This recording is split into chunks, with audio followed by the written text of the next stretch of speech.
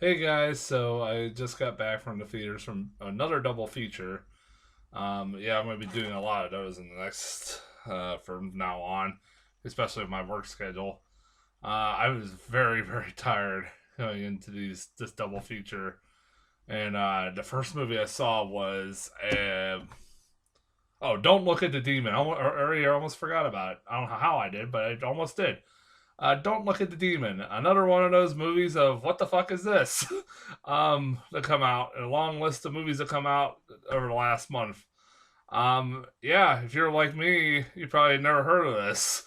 I didn't hear about this until like about a few weeks ago when this was popping up on the showtimes for movies coming up this weekend, and I'm like, the fuck is Don't Look at the Demon?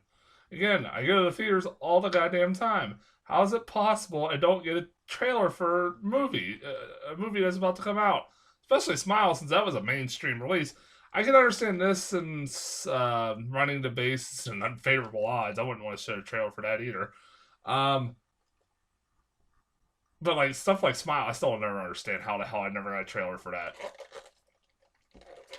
Sorry, I'm thirsty. So yeah, I never got a trailer for this, and I'm looking it up. And I'm like, what the hell is this? And I see like the cast list, and it says Fiona Dorff is in it. And I'm like, ooh, like I've been a fan of this girl, like Fiona Dorff, since her pretty much. I saw her in the Chucky movies, recent Chucky movies. I think she's been fantastic. It's like especially when she's trying to imitate or kind of mimicking her dad, and she does a really good job at it. But she's also a really good actress. Every time I see her, she knocks every performance I've seen out of the park. So I'm like, cool. And I watched it. I did get around to watching a trailer for it before I saw it, and I was like, yeah, it don't look bad. It don't look like from when I saw like stuff like Unfavorable Odds, you could tell that was gonna be bad. It looked bad from just the trailers. This didn't look that bad. It looked like almost like a generic haunted house movie. I'm like, all right, whatever. I can get behind it. Um, and yeah, that's pretty much the best description of this movie. Is it's a generic haunted house movie for the most part. For the most part, there's one thing that kind of propels it above that for the most part. I'll get into that in a second, but I I thought this movie was fine. It's one of those movies. It's fine. It's nothing. I would go out and see. It's nothing like that I would highly recommend. There is one part, like I said, I'll talk about, and I kind of do almost recommend, but for the most part, I would probably say it's a passable movie. Out of all these random fucking movies that Regal's playing, this is definitely the best one. That's really a low praise because the other two are unfavorable odds, and running the bases was not that bad, but it wasn't very good either. Um, but this was definitely better than that. Fiona Dorff is great. As I figured, she'd probably be my favorite part, and she was the best part of this movie. She's this paranormal investigator who has her own TV show. She's like a medium who speaks with the dead, and at the beginning, you kind of see that she was doing this like when she was a child. Briefly, you see it when she was doing it with her sister as a child. And she has this gift of doing it, and she does this TV show, and she goes around the world, and her crew are in Malaysia, and they are doing something are kind of filming this stuff with a monk, and they decide they obviously because they're a TV show, they get like a lot of fan mail about people that supposedly have something paranormal happening in their house and they need their help. And so she decides who she's going to go they're going to next by just closing her eyes, not even reading the letters, and just like swiping by and feeling the presence for the email, which is kind of stupid. I know it's really fucking dumb. It is really dumb, but that's how she chooses this house that has some hauntings going on. Where at first, when she goes there, she doesn't feel anything. She doesn't feel any presence, but then slowly but surely she starts to see ghosts and weird shit and all that stuff like that. And it becomes a run of the mill, basically, pretty much becomes a run of the mill haunted house movie / possession movie, demonic possession movie. Um, it's fun. It's fine that way. Like it's nothing really offensive about it. After watching something like Jeepers Creepers Reborn, I have no problem with shit like this because honestly, it's not that bad. Like this is a fucking masterpiece compared to that shit. Yeah, like for this shows that even with a low budget, this movie had obviously a low budget. You can still make a decent horror movie. You don't have to fucking make a shitty movie like Jeepers Creepers Reborn. But there are things in this movie that kind of were bad. That did drive me nuts a little bit. In particular, like, especially, well, one thing, like, the rest of the cast is, they're not bad. There's, like, storylines with the husband, or her boyfriend on the show. It's really goes fucking nowhere at the end of the day. And there's, like, these two brothers that are kind of, And then you got the one girl who's, I think a Malaysian girl who kind of her accent, whichever she's talking, it's sometimes hard to understand what she was saying. I don't know if I was the only one. But anyways, I'm just looking. Sorry, my phone going off. What the hell was that? So, anyways, the God damn, my phone just distracted me. Thing that was some of the things that were driving me nuts with this movie was like whenever like a ghost would appear, there would be obviously jump scares and the generic jump scares. There were some pretty good ones in there. There's some pretty creepy shit in some of the jump scares.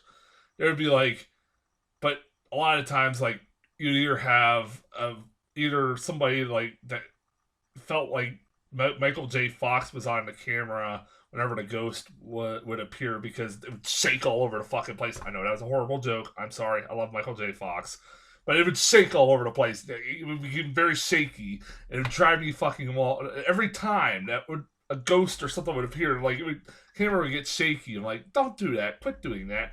And then like it would get really cold in the air, and you knew that because they would see their breath. But when you saw their breath, it was so obviously badly rendered CGI breath. I'm like, really? You could like. It looked so bad, like really noticeable. Every time it would distract me because I would look at their breath like, God, it does that. You can obviously tell that was not their real breath. Some CGI bullshit in there. That would distract me. It becomes like towards like the latter half, like a stereotypical demonic possession movie where one of the people becomes possessed. And you have like this lot the dialogue that you'd expect a demon to say, like I'm gonna rape your soul, and I don't know, your soul is so delicious. I don't know, some stupid, and like literally like checkmark all the goofy lines that you would hear a demonic possessed person say. It's like whatever. I've seen this a million times before. I'm sure I'm going to see it at the end of this month when Pray for the Devil comes out. Oh, no, that's PG-13, so... This was, like, non-rated, so... Yeah, like, it didn't even have a rating. So, it obviously couldn't get an R. It could easily get an R. It's nothing really too gory about it. But, I say that, there is one thing about this movie that, for the most part, like, I was very tired going into this movie, and I was kind of almost falling asleep towards like for the first half of this movie, kind of like, ugh, like man, maybe this movie's not very good. It just felt very generic, paint by the numbers. But like I said, Fiona Dorff was carrying the movie for me and all that stuff like that. But then the last 20-30 minutes of this movie happened, and whoo-wee, that woke me up. Good God, the last 20-30 minutes of this movie are insane. Particularly when it's revealed of what is haunting them and why is this person haunting them and what the backstory is. And you're like, wow, that's something I've never seen done in a horror movie before. Fuck, that's fucked up beyond, it's really fucked up beyond belief when you're like, you get into the backstory, and like, what the hell? Like, it is hinted, it is kind of revealed, like, at the beginning when there's, like, a saying or something like that, or a term that's a definition that they just randomly throw out there at the beginning. You're like, what the hell was that? What they do is, it is kind of something that comes back later when the reveal happens. And you're like, what the fuck? That's some really fucking dark shit you just dropped on me, movie. Holy shit. And, like, and then the movie kind of ends, and you're like, okay, whatever, it's ending, whatever. And I'm just kind of like, all right, time to go. That's it. And then out of fucking nowhere, in the last like 2-3 minutes, it throws a gotcha at you that fucking came out of nowhere. I'm like, what? Like, I was like, that like literally took me aback. I was like, well, I didn't see that shit coming. And I'm like, wow, bravo, movie. That was like, by the end of the movie, I was like, wow, that was pretty good. I was like, that movie became really unpredictable really fucking quickly. Like, out of nowhere. Like, it became like, went from like being this generic paint by numbers haunted house possession movie to like becoming this really fucked up movie in like a span of 30 minutes. Like, unpredictable movie in like the span of the last 30 minutes. I was like, I kind of dug it. Like, I dug it for that. You know what? I wasn't the only one in the theater. I don't know how people were reacting to this, but I was like, that ending was like, what the hell? Like, that ending really caught me off guard. I'm sure I'm not the only one. I kind of recommend the movie. I wouldn't pay a full price to see it in the theater.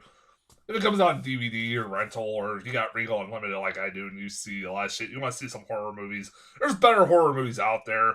Barbarian's still out there. Pearl's not anymore. And Smile's still out there. So, if you haven't seen those yet, go watch those. If you have, you can check this out. It's not bad. So don't go watch Jeepers Creepers Reborn.